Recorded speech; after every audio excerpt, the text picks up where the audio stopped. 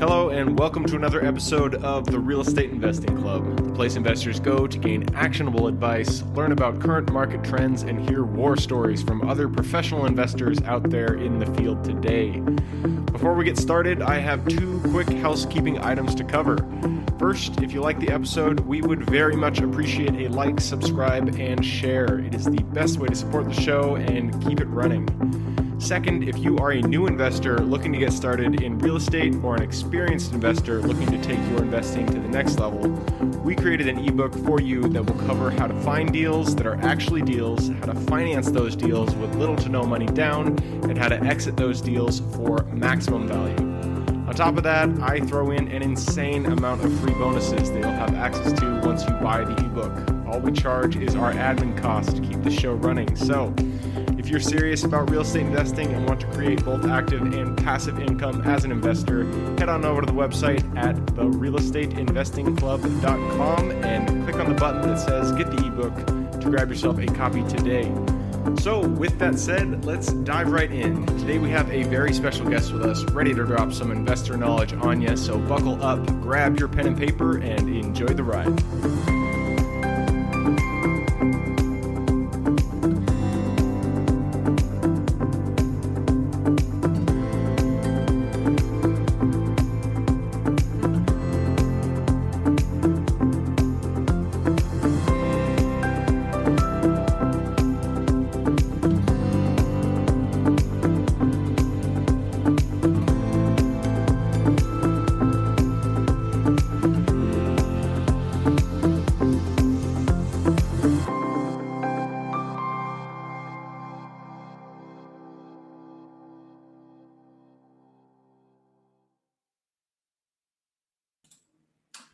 All right, welcome back to another episode of the Real Estate Investing Club. Today we have with us Axel Meierhoefer. I just totally ruined that last name, so go ahead. That was good.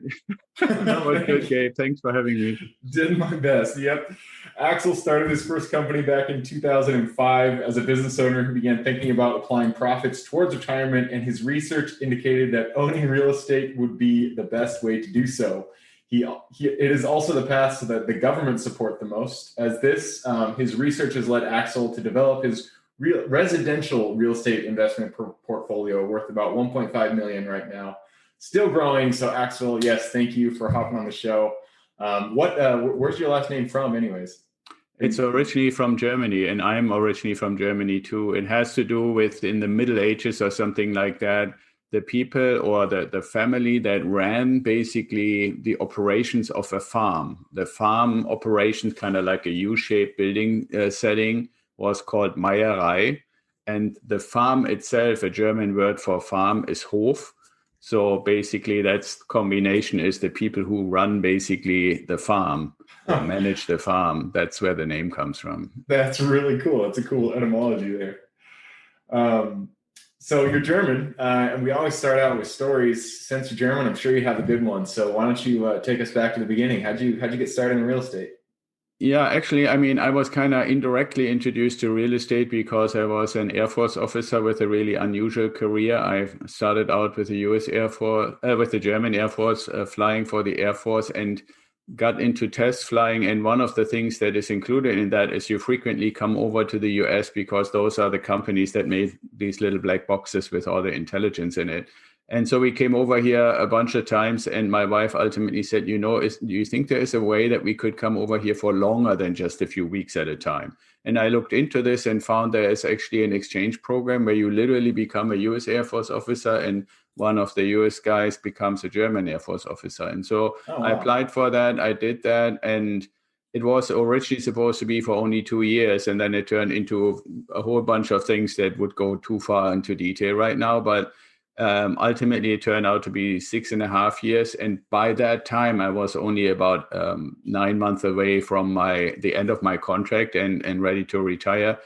And so that's why we stayed in the US. But in the process of being moved around from station to station, we got introduced into basically having the choice between renting and owning real estate. And I started dabbling a little bit and came to the conclusion oftentimes it's better to own it than to rent it. But then we were in these oftentimes not necessarily fancy big town locations where Air Force bases are. And so later, when I started my business in 2005, I really thought, okay, well, what do I do for retirement? Right. And I had already looked into the real estate stuff a little more and really started researching it. And that's where this whole thing basically started to say, okay, real estate is really a stable long term. And I'm basically still to this day do a buy and hold strategy. So a very long term thing. And we had our daughter, and I said, okay, it's not only just for me and it can build our retirement passive income, but ultimately she will inherit all of that and have a better start in life and for kids if she ever has any and so forth. So that's kind of how it started. Yeah, I love it. That's interesting. I've never heard. It's like kind of like they do in colleges, the exchange program, but instead of Yeah, the exactly. university, it's for the Air Force. Yeah, and it was actually, I mean, it's really very literal. Sometimes people ask me, how was it really? You visited for a little while? No, no, no. It was like you turn in all your old stuff. You got your new uniform. You got your US Air Force officers, American Express card. You got access to the commissary base housing, literally like as if I from day one started. There's a little funny twist at the end because I stayed so much longer than was originally anticipated, that the two governments actually sat down and calculated which service did I serve longer, because they had to decide who has to pay my pension. And it turned out I was a little more in the German Air Force than in the US Air Force. So can't go to the commissary here in San Diego anymore, but, That's but hilarious. it was a really, really great career and very unusual. And, I'm still here, and I'm glad that I had the opportunity, because there is a certain reverence to military service here in the US that I've always appreciated. And it gave me the opportunity, which is it would be pretty much impossible to do what we have been able to do here in the US, in Germany. Yeah. I can imagine. That was actually the next question I was going to ask. Did you? So I mean, you did this exchange program with the U.S. You retired as in the Air Force, and then you started investing. Did you ever invest at all in property out in Germany, or is it all been here in the U.S.? Yeah, well, when we first were exchanged over here, we had a house in Germany, and it's one of those stories that every real estate investor can probably tell, right? So I applied for this exchange I mentioned earlier, and the base commander has to basically support it, right? Like if you apply for something of that magnitude, the base commander has to say, yep, I think this guy has the right stuff, so to speak, right? Well, my base commander, because somebody else applied, supported somebody else more than me. Okay. And so with that, he was very open about it. And we said, okay, well, just have to live with it. So just before that, we had to make the decision, do we want to renovate our house, or do we just kind of hope that we're going to get the exchange and keep it? So when he said, well, I think the other guy is better suited for this opportunity, and maybe for you next year or a few years in the future, we did the renovation, spent about the equivalent of $30,000 renovating our house. That, like, within a week of putting the last tile on the fireplace, putting a beautiful mural in tile and stuff like that, I suddenly get a call. I'm supposed to report to the base commander, and like, oh shit, what did I do wrong, kind of thing, right? So I go there, and he said, well, I've been overridden. I said, what do you mean? He said, well, you know that when I told you that I'm thinking this other guy would be more suited, it doesn't mean you're bad or you're not suited. I just thought he was a little more. But ultimately, it's the decision of a 2-star general, and he compared and he looked what you guys have done, and he chose you. So Wow. Nice. I had basically a beautifully renovated house that we left behind.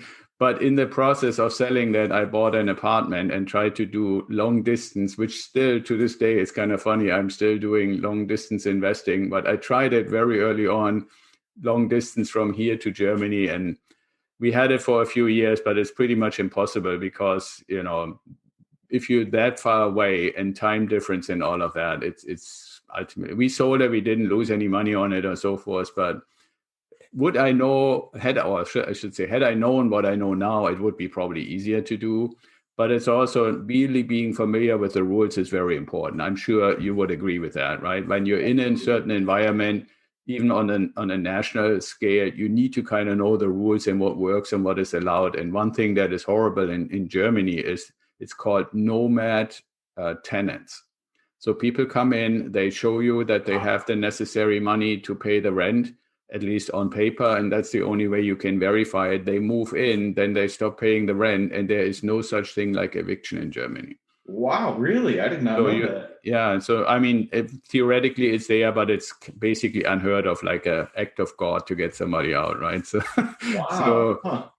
so you have them sit there, they vandalize your property, and you have almost no legal right, because the perception, and this is one of the things I think we're getting maybe potentially a little bit off in the wrong direction here, but one of the things that is very much more pronounced in Europe and especially in Germany is that people kind of all want to be successful, but there's a huge amount of envy towards those who are successful, right? So if you're a successful investor and you're immediately considered rich, and somewhere in that process of becoming successful and supposedly rich, you turn into a bad person that everybody has to badmouth, right? Whereas I've always enjoyed living here and working here and having business here in the US, that I think overall, besides all the divisions and other stuff that might be going on, I think as a community or as a society, we actually are proud of people who are successful. And we're rather striving to replicate what they do than saying, like whether it's a Michael Jordan or any kind of like LeBron James, or if it's a football player or somebody like you in business, or anybody who is actually putting something together, achieving something, and getting the financial benefits from it. That is actually appreciated, I would say, at least, if not envy. And here it's so much different, and it's also motivating. And that's why I always say, people that work with us, I want them to get into a mindset to see you can do this. Mm-hmm. I did it as a retired Air Force officer and small business owner, and there is thousands, I'm sure, Gabe, in your podcast, you have all kinds of people. I looked a little bit through the history, people with huge portfolios and people who are just starting out, but they're all basically trying to accomplish a certain version of their goal.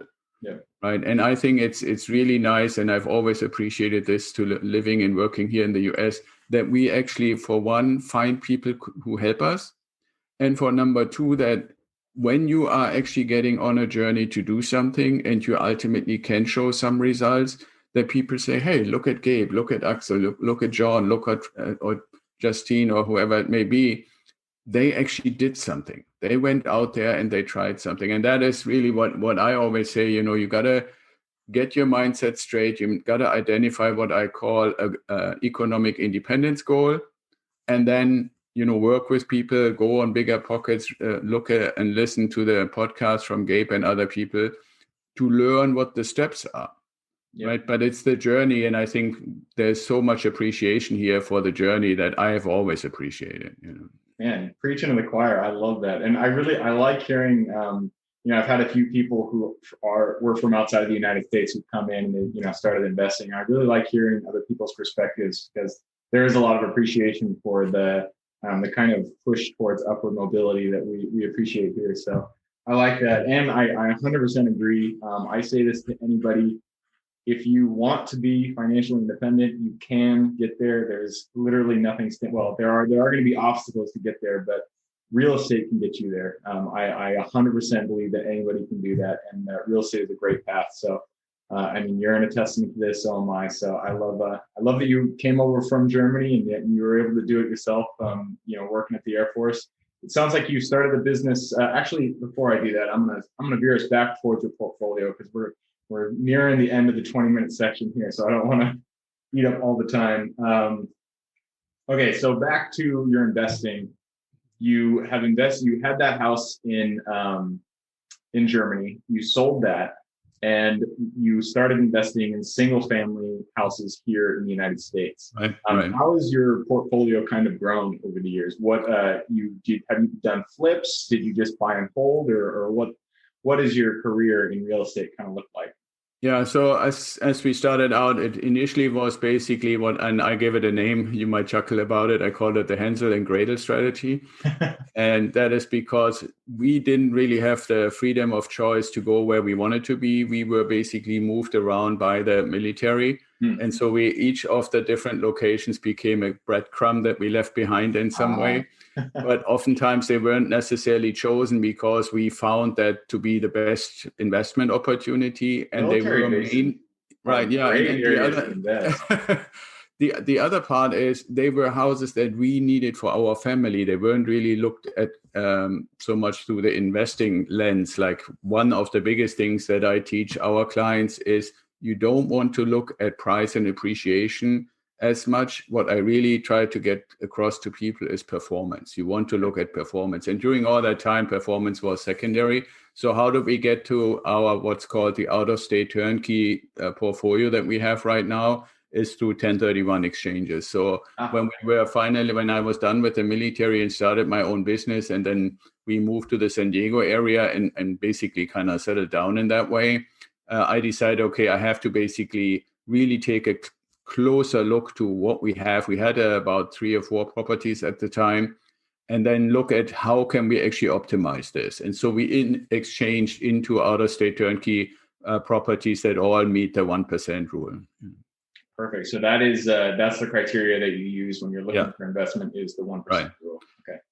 Yeah, but that's the one big one from a pricing and performance perspective, and then the other one, and the probably I would say now bigger one, is the actual turnkey provider itself, right? Because there's plenty of properties all over the place, but in some cases, to meet the 1% rule, you have to arm yourself to defend yourself on the way home, right? So that's not the kind of property we want. So we want like a B, maybe C minus, a C plus property on a category level in a nice neighborhood where like kind of the ugly duckling is being converted into a bright swan in the neighborhood, and then make that nicely, freshly renovated property available. And the real trick, and I'm sure you've heard this a million times on your podcast, is not so much the property itself, even though that's the important first mountain to climb.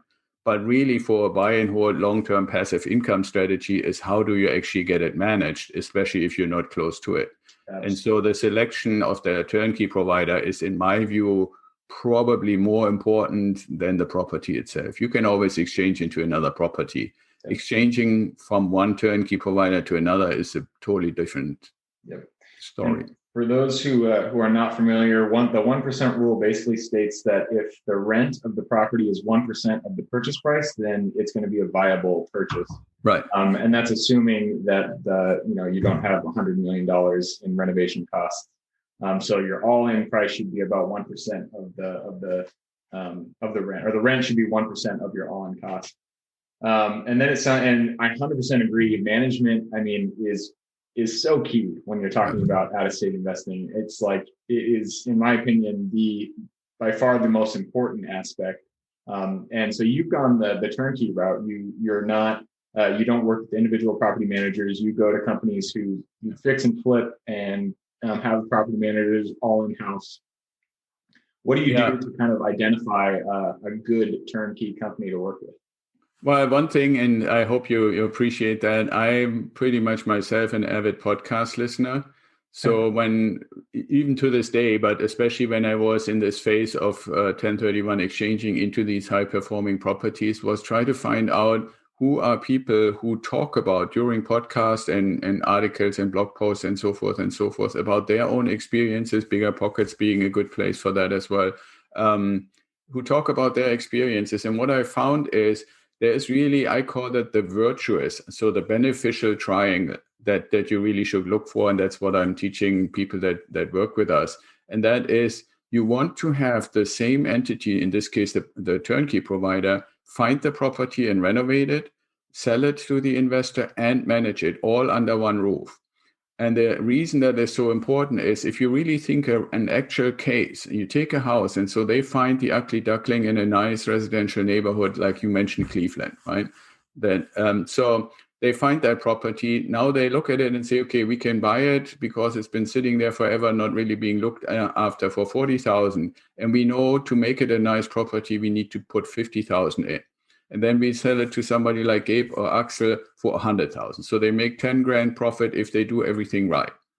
Now, in the process of renovating, they know already that as soon as they sell it to Gabe or to Axel or to somebody like us, they will also be the ones to manage it. So it would be completely illogical, and I'm sorry for my French, it would be idiotic to not renovate it so that it's easy to manage. Mm-hmm. And what you find in the marketplace, and your listeners find all over the place as soon as they hear turnkey provider and they look a little more, is that there are many that call themselves turnkey providers, but they aren't really turnkey providers. They found a property or got it from wholesalers, and then they sell it to you and manage it. Or they basically ask you, we could manage it for you, and we find you the tenants and rattle down all these services, but they had nothing to do with the renovation, with the finding, with any of that kind of stuff. So they only really, their interpretation of turnkey is ultimately when you own it, we help you with it. And what I say is real turnkey means they find it, they put the scope. In my case, I can even influence the scope now because of the existing relationships, which I also make available to our clients. So we basically talk about, should the scope be hardwood floors or should it be like granite countertops or whatever should it be? And then because they know they need to manage it, they renovate it at a good quality level, not over the top, but at a good level. And what I do and my lenders that I work with, what we insist on is we want a warranty on the work for the renovation, and we want a warranty for the tenant. So we only buy the property from them when they have already found a tenant, which is kind of rare.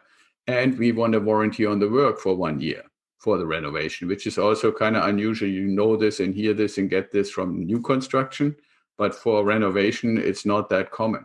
But what that does is it reinforces, if you are proud of the work you did during your renovation, you have no reason to be afraid to tell me that it's good enough for at least a year. You should actually offer me 3 years if you did a good job. Now, those renovations are not just changing a light fixture. This is really like almost down to the studs, completely new. That's why I'm always saying turnkey is not just all under one roof. It's literally, I call this like you're getting the smell of a new car when you get into one of our properties, because it's literally you're moving in almost like in a new house. Yep, absolutely. And yeah, so it sounds, I mean, I 100% agree with you. If you get a turnkey provider and they go through all of the steps, that means that their intentions, their interests are all aligned, and they're aligned with your interests.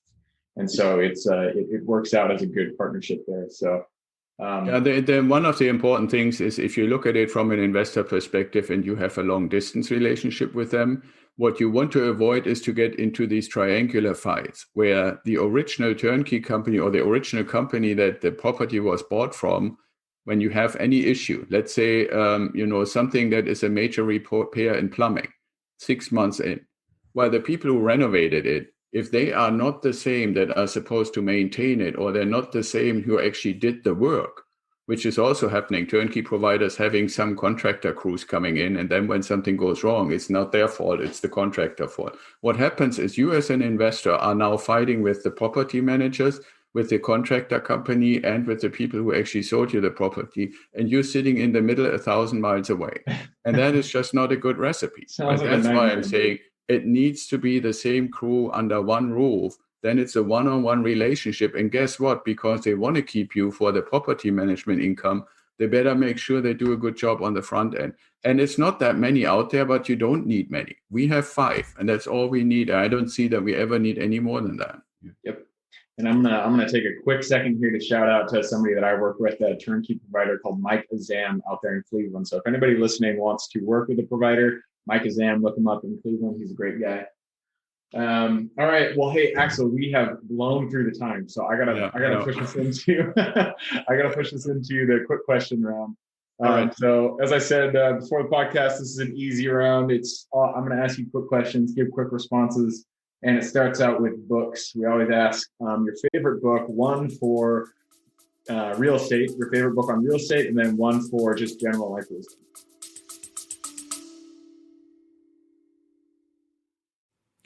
Before we continue on with today's guest, I want to tell you guys about a community I'm launching on School to help investors like yourself grow your own portfolio. In this community, you'll get access to all the docs I use, all the systems I've built, everything I've used to grow my own portfolio, as well as instructions and guidance on how to get out there and find great deals, how to finance those deals, and then how to manage them for great returns. Since we're just launching it, the price will be set at a measly $20 per month, and whatever price you join at is the price you'll have for life. We will be increasing the price as the group grows, so if you're at all interested in growing your portfolio along other investors, now is the time to join. I will put the link somewhere in the bio or on our podcast website at therealestateinvestingclub.com. So if you are interested, head on over there. With that said, let's get back to the podcast. Yeah, for real estate right now, I would say The Wealthy Gardener by John Soforic. I really love that. I personally think it's almost on the same level like Rich Dad Poor Dad. And a non-real estate book, I would probably say Good to Great from Jim Collins. Great. I've never heard of The Wealthy Gardener. I'm definitely going to have to pick that one up. Yeah, and John is a super great guy. If you go to his website, he provides all the core stuff basically for free. I recommend to listen to the audiobook first, maybe, and then get the real thing afterwards. I'm sure you will, Gabe. Sure, yeah. It's really something because and I recommend it to all our clients because one of the things that is rare is that it's broken down in little learning pieces where you can say, if I really want to change my life, if I ever want to be equivalent to the Wealthy Gardener, then here's a recipe on how to do it. John wrote it for his son for that same purpose, right? So it's really, really good. Yeah. I love it. You sold me on it. I'm going to pick it up. Next question goes into your younger self. So, you have a good history behind you. If you could go back to the Axel who say was, just getting into the German Air Force, go to him, look him in the eye, give him one piece of advice moving forward. I would say, Axel, buy the properties that you live in as you go on your journey in the Air Force and never sell any. Perfect. Never sell any. I've heard that echoed across many podcasts. So that's a great piece of advice. The next question is your habits. Habits are the foundation of our life. So if you could point to one habit that you feel has contributed the most to your overall well-being and success, what would that be? Yeah, it's a habit and a slogan at the same time, I would say. The slogan is helping others help themselves become successful. And so my habit is I'm a giver. I want to first give. I love to do podcasts, but also even if you go to our website, you will see the first thing is a complimentary call, right? So for me, it's the engagement, the relationship building, and that's what I like to do, helping others. It's not so much money first or business success first or so forth. I love it. Give more and get more. I like it. Last question is an opportunity. Well, second to last question actually is an opportunity for you to flex a little, to brag about yourself. What is your superpower? What do you feel you do best in real estate? Yeah, superpower is always a big word, but one thing that I found that has really helped me in business and in real estate and probably in life is the ability to see the big picture way before a lot of other people do. And the big picture, not just as a picture, but how are different components actually connected to each other. And I don't know how I do it. It's literally in that sense a superpower because it's kind of like you put on the glasses and the cape and it just happens. So so that's that ability to see the bigger picture and how things are related and then draw conclusions from it. I would say that's probably my superpower. I love it. And this is the last question. You've given us plenty of great advice, and it sounds like you also have a course and coaching that you provide to people who are looking to get started in real estate. So if somebody wanted to reach out and get in contact with you, what would be the best way for them to do that? Well, the best way is, I have created the real estate business under the name Ideal Wealth Grower. So if somebody wanted to send me an email, you would just say axel@idealwealthgrower.com. I did one thing for all my podcast hosts, so to speak, and their audiences is if you go to idealwealthgrower.com/free, you get access to what we call the mindset manual, and the coupon code, it asks you for a coupon code for your audience would be the word Gabe. And what that gives you is a pretty substantial mindset manual. And what we now have done on our YouTube channel is start a video series that actually guides you and takes you by the hand through the manual. So you have the actual manual with all the exercises and stuff. And then you have the videos that tell you what it means, how to do it, how to go about it. And I hope you would agree that the biggest, most important thing when people consider becoming real estate investors is you got to get yourself in the right positive mindset. And that's what we're trying to accomplish with that free gift for your audience. I could not agree more. It really does start with the mind. So I like that. And that is idealwealthgrower.com. For everybody listening, I will put that URL in the show notes So if you see the little more in the description there, click that bad boy. It'll pop down the full description. And in there, you can find Axel's URL. Make sure to use Gabe as the promo code. So Axel, thank you again for hopping on. I had a blast talking to you today. Yeah, awesome, Gabe. Thank you for giving me the opportunity. Absolutely. And for everybody who's here with us today, thank you guys for showing up. You are the reason that we do this, so we appreciate having you here. Again, the best way to support the show, just to subscribe, like, share this episode with your friends and family. Other than that, I hope you have a great week. Keep kicking ass in real estate, and I look forward to seeing you on the next episode. Thank you. Thank you for joining us for another episode of the Real Estate Investing Club. I hope you guys enjoyed the episode and were able to pull some actionable advice that you can go home with and apply to your own investing business.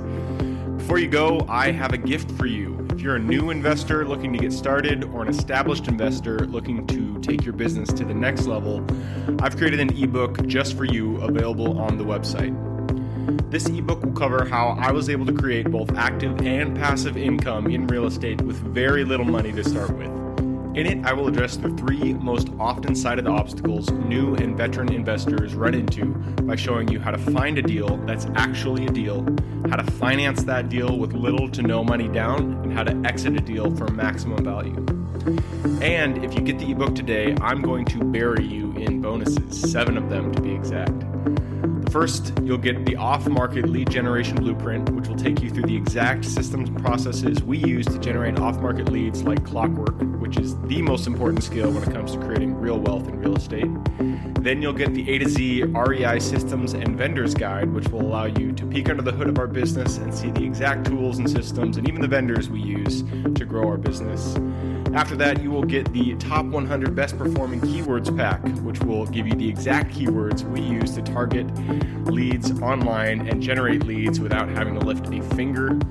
Next, you'll get the contracts bundle for wholesaling and renting real estate, which will give you access to all of the contracts we use in the field to execute all types of transactions.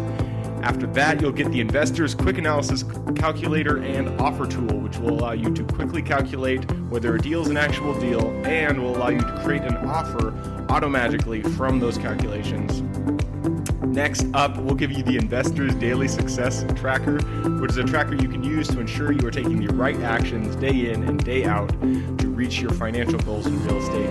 And finally, you will get the Wholesaler's Template for Quick Assignment Cash, which will give you the templates we use to present our wholesale deals professionally and efficiently to our buyers. I know that is a ton of things to say. I'm glad you were able to stick with it.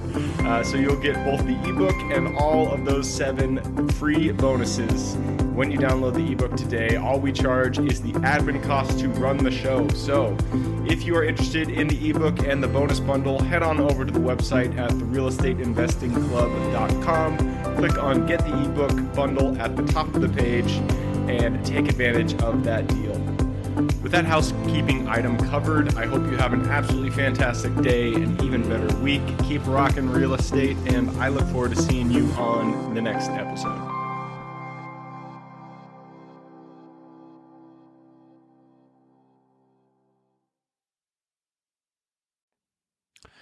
All right, before I officially sign off, I have a quick announcement to make.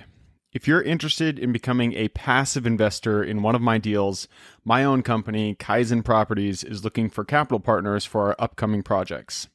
We invest in what are known as recession-resistant assets, mainly self-storage facilities, mobile home and RV parks, and industrial properties. If you're interested in investing and would like to learn a little bit more about my company, our investing criteria, and some of the previous projects we've done, go to the Real Estate Investing Club podcast at therealestateinvestingclub.com and scroll all the way down to the bottom of the page. Click on the Invest With Us button. That'll pop up the investor form. Fill that out, and we will reach back out to you as soon as we can. Or if you prefer a little bit more of a personal touch, you can reach out to me at gabe@therealestateinvestingclub.com. So really, that is it. Again, it was a pleasure hanging out with you guys during this episode, and I look forward to seeing you on the next episode.